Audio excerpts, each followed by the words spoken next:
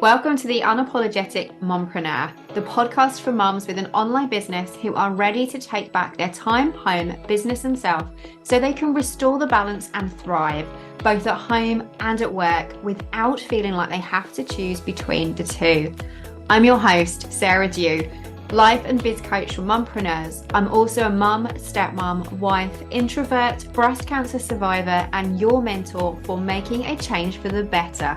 I've learned how to go from surviving to thriving and unapologetically create a business I love and the life I want for me and my family without worrying about what other people think. And now I'm here to help you do the same. Because being an unapologetic mompreneur doesn't mean that we're selfish or that we don't care about others. It simply means that we are not afraid to show up as our true, authentic selves, to step into our purpose, do what we know is right for ourselves and the ones we love, and take the steps we need to take to make our dream life and business a reality. Join me each week where I'll be sharing all of my best tips and strategies, plus the occasional dose of tough but gentle love to help you feel empowered, motivated, and confident to take action so that you can become the mum, wife, biz owner, and woman you know you are meant and deserve to be. So, are you ready to unapologetically create a business and life you love? Let's do this.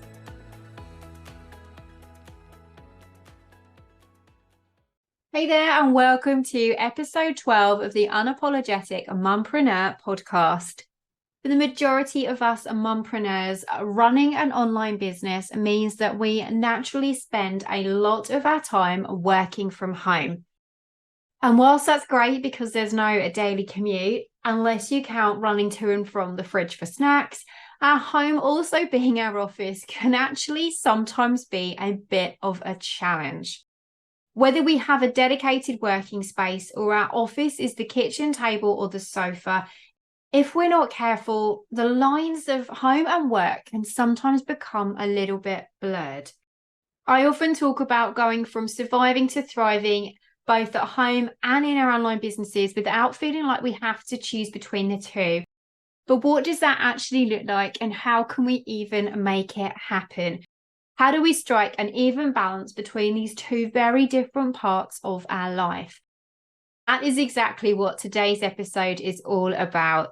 I'm going to be sharing with you a few simple strategies that you can use, strategies that I personally use in my day-to-day, and strategies that I always recommend my clients give a try in order to help you to do exactly that, in order to maintain that work from home balance so that you can thrive both at home and in your online business without feeling like you have to choose between the two.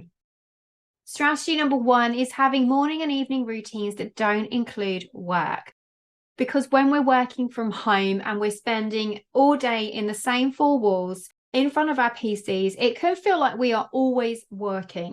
And so intentionally saving the early morning and late evening just for ourselves and our home life can help us draw the line between personal life and professional life. It helps make those working and those home life boundaries super, super clear. And by separating the two, knowing that when we're working, and when we're done, and it's time for family. What activities can you add to your morning and evening routines that are just for you and have absolutely nothing to do with work? It can be super tempting when you start your day in the morning, first thing, as soon as you get up, to turn on that laptop and dive straight in. But try and resist the urge. And the same goes for the evening too, as well. Because we're working from home and because that laptop is never too far away, it's super tempting when we're done with the day and put the kids to bed and everything else, that it's tempting to open that laptop back up again and do just a little bit more work, to just spend one more hour working. But try and resist the urge. One of the keys for me to find balance between work life and home life when I'm working from home is to make sure that my morning and evening routines do not include my work. Try and give yourself a couple of things that you can do in the morning that are just for you, that have nothing to do with work, before you start your work day. And then again in the evening, Come up with some kind of evening routine where you can do things that are just for you to help you feel relaxed and unwind from your day, where you're not focusing on or thinking about work. Good ideas on things that you can do in the morning include reading, journaling, doing some meditation, getting some exercise, doing some simple breathing exercises. And then in the evening, what sort of hobbies or activities could you pursue that can just be a few moments for you, where it is time for you to help you unwind and just tell yourself and tell your body that your work day is done, and that it's time to unwind and enjoy your evening. Again, it could be reading and it could be journaling. Practicing gratitude is one of my favorite things. It's just spending a few moments in the evening, just writing down a few things that have gone well today or things that have happened that I've been grateful for, and just helps me draw a close on my day and to know that it's time to unwind and chill out and enjoy my evening. Whatever you do, try and resist the urge to go and check your emails. Know that when your day is done, it's done, and save activities that are in your morning and evening routines that are for you, that will help you to feel relaxed and happy at home, knowing your day is done. Strategy number 2 is having set work hours. When your home is also your office, having set office hours is key. I spent far too many hours in my early days of my business just working whenever I felt like it. But because of that, I had no structure to my day. I never knew when to stop, and I would just keep going. And then I would feel rushed because it was time for dinner, and it was time to get dinner on the table and do the evening routine with my boys. And I was rushed and stressed and harassed because I was halfway through a project. They were calling me and wanting me. And I was feeling like I was neglecting my family too, because I was spending so many hours in front of my PC. I didn't have any boundaries. I didn't know what my day meant, what my day would look like. And because of that, and because I had no structure to my day, I also found it really, really hard to set goals and know what I was going to work on that day, and then actually see if I'd achieved or accomplished anything, because I had no set office work hours. The beauty and the joy, and one of the things that I love more than anything about having my own business and working from home, is that I am my own boss. I get to set my hours, and having those hours is key, because it is so tempting to go and set up and open up that laptop again once you've had dinner. And it can take a little bit of practice, but giving yourself a firm work schedule, just like you would have if you were out working any other day in any other workplace, can make all the difference in helping you restore a bit of that balance and separate the two between, and give you clear boundaries between work life and home life. Think of it like clocking in and clocking out of the office. Once you clock in, you go into work mode and you only focus on work. And then when the work day is done and you're clocked out, the rest of your time is reserved for home and family life. It really can help ditch some of that mum guilt of feeling torn between your laptop and spending time with your kids, because you know what your set work hours are.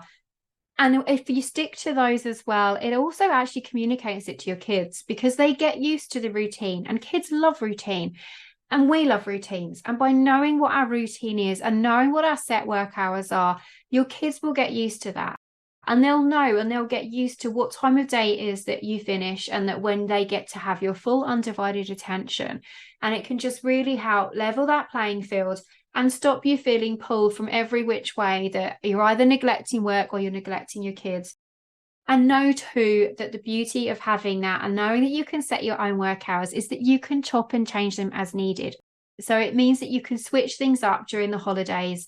It means you can chop and change things around depending on what you've got on as well. And it just gives you that structure, and it gives you flexibility. So strategy number 2 for being able to maintain and restore that balance and strike that even balance between work and home and working from home is giving yourself some set work hours. If you don't have set work hours already, I highly recommend spending a few moments just looking at your day and your week and asking yourself what your ideal set hours, work hours would be, and have a go for a few weeks at working to those hours to rule, and just see how different you feel afterwards. And then after you've done it for a little while, have a look and see if you need to readjust it where necessary. But it really can make a huge difference. Strategy number 3 is getting dressed for work and then dressed for home. When you're behind a screen all day, and particularly if you don't have any client calls or coaching calls, or you're not jumping live on Instagram, it's tempting to work in your yoga pants because nobody can see you from, what you're wearing, especially if it's just from the waist down. And it can be tempted to stay in comfy PJs. I have had days where I've worked and I have stayed in my pajamas all day. But try to resist the urge, because once I cut out of doing that. And especially during lockdown, I noticed that really crept in because I wasn't going anywhere. I couldn't leave the house anyway. So I might as well just stay in my pajamas or my yoga pants. But I really noticed a decline in my productivity. I noticed a decline in the quality of work that I was producing.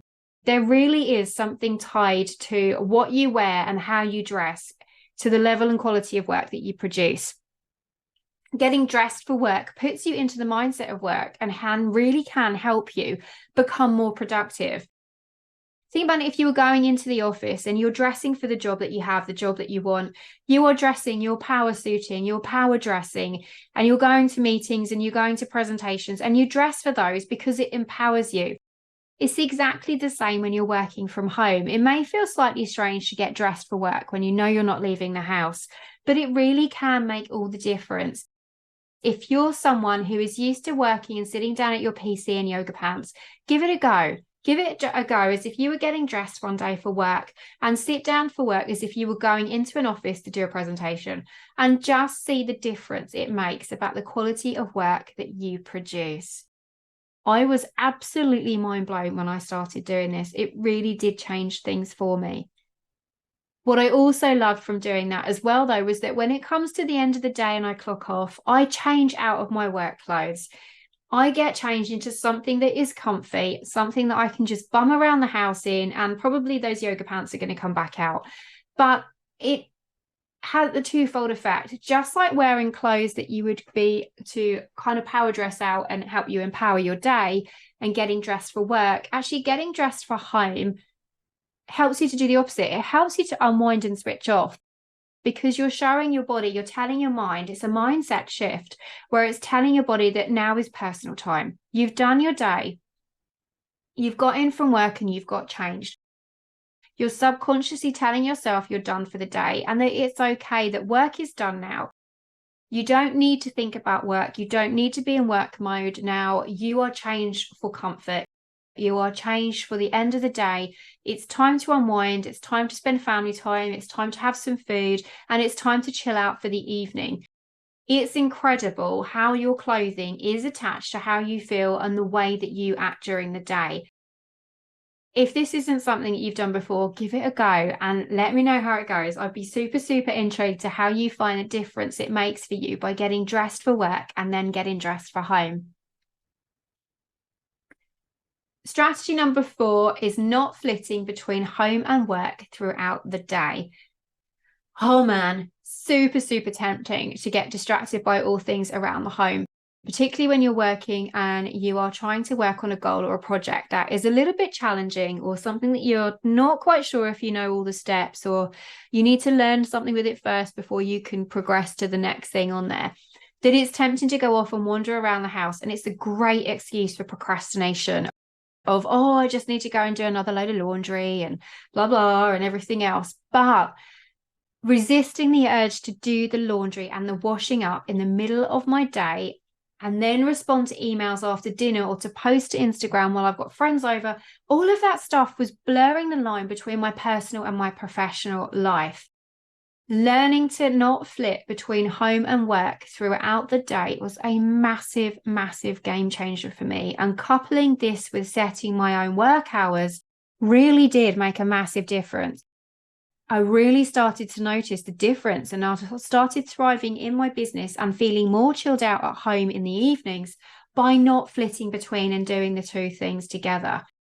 Yes, it's tempting, but resist the urge. So now on a Monday morning, I will blitz the house and I'll know that I'm done, and that's my laundry day. And I'll know that I'm done then for the rest of the day and the week best I can.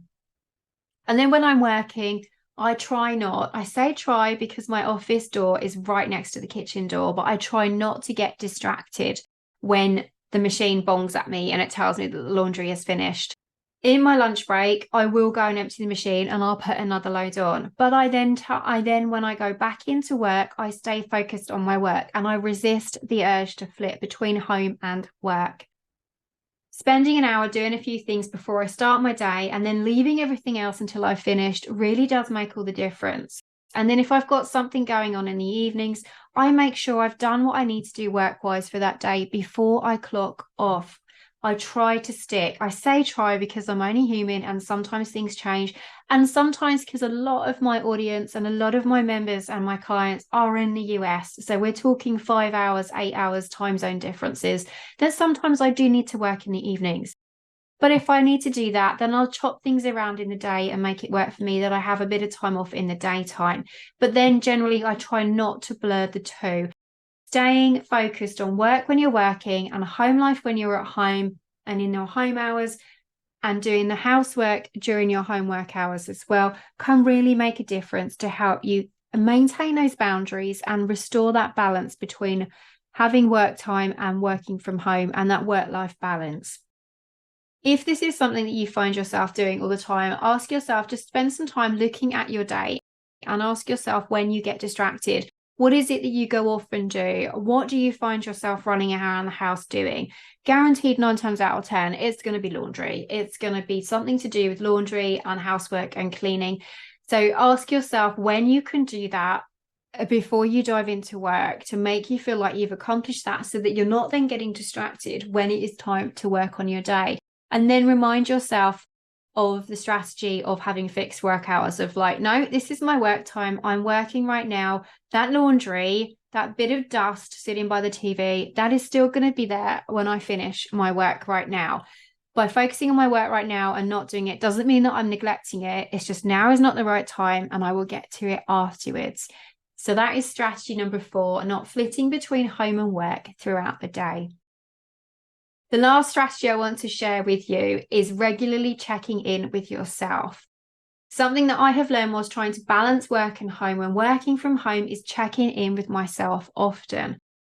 This really does help make sure that you're maintaining a good balance so that you can make adjustments as needed, that there is that good balance between work and home and the balance between focusing on yourself too, because with everything else that's going on, and everything else that we have to do in terms of family life, home life, and mum life and business life, it's super easy to forget ourselves. But by regularly checking in with ourselves, we can make sure that we are checking in on everything and just seeing where we're at so that we are able to make any changes and adjustments as needed before we hit that overwhelm or burnout. My favorite way to do this is just to spend some time reflecting. You can do it through journaling, or you can just do it just sitting there and thinking for a moment. You could do it on a Sunday evening once a week. You could do it and take some time off and, spend half an hour before you finish up for the working week on a Friday afternoon. However, whenever you do it is entirely up to you. But I really, really recommend spending a few moments regularly checking in with yourself at least once a week. And then maybe doing a little bit more of a deeper introspection review, maybe once a month. And ask yourself questions like, how is my personal life going? Is there anything I'd like to change right now? What's going great? What's getting in the way? What adjustments do I need to make? How is my professional life going? Again, what's going well? What do I need to change? What adjustments do I need to make? What areas of my life need some work? What can I change in my routine to allow more time for self-care? And what can I change in my routine to allow more time for friends and family? Check in on those things that you're doing during the day for the housework and routines to make sure they're working with you. Check in on your work hours. Ask yourself if they're still working for you. Review your morning routines and your evening routines. It doesn't have to take long. Just spending a few moments giving yourself the time to check in with yourself and reassess where you're at can really help you to maintain that good work-life balance. So those are 5 of my favorite strategies for maintaining that work-life balance when you are working from home. Strategy number 1 is morning and evening routines that don't include work. Strategy number 2 is having set work hours. 3 is getting dressed for work, then getting dressed for home. 4 is not flitting between home and work throughout the day. And strategy number 5 is regularly checking in with yourself. Maintaining a good work-life balance when you're working from home can be tricky sometimes, especially if you're your own boss, but it is possible. It takes time and experimentation, but you can do it. Be patient with yourself as you implement the strategies that I've shared, and then adjust them as needed to suit your unique needs and circumstances. It's essential to acknowledge that as a mompreneur, you want the flexibility to be present for your family while pursuing your passions in business. And by implementing these strategies, you are going to be so much better equipped to maximize your productivity during your work hours so that you can be more present with your family when it's time to clock off for the day and shift gears. I would love to know which one of these strategies you are going to try first. And more importantly, once you have tried them, how they're working for you as well. And if you've got any other strategies you've tried that have worked for you, I am always looking for new ones to try. So I would love to hear from you. Send me a DM over on Instagram at the Unapologetic Mompreneur and let me know which one you're going to try and which one you love the most. And I will chat with you in the next episode. Thank you so much for joining me for another installment of the Unapologetic Mompreneur podcast. If you like what you heard, be sure to hit that subscribe button so that you never miss an episode. And if you have a moment, I would love for you to leave me a rating and a review so that other mompreneurs can find this podcast too. Here's to unapologetically becoming the mum, wife, biz owner, and woman you know you are meant and deserve to be. I can't wait to chat with you in the next episode. Bye for now.